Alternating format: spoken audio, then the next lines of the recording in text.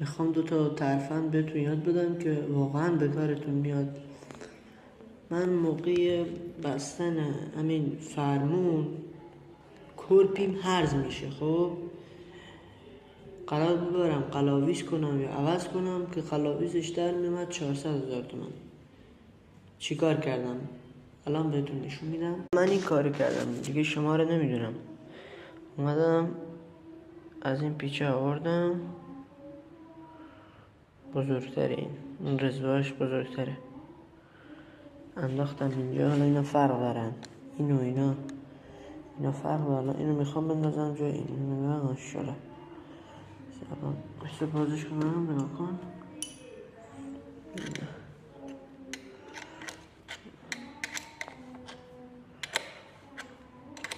ما فیلمو این پیچی بود که از توش در آوردیم نمره به درک. این هم پیچی بود که بستیم. داشته باشین. این هم آخرش. بچه گفته بودم کامنت بذارین، واقعا دستتون درد نکنه. 2 نفر کامنت گذاشتن، همین 2 نفر هم واقعا خیلی خوشحالم کردن.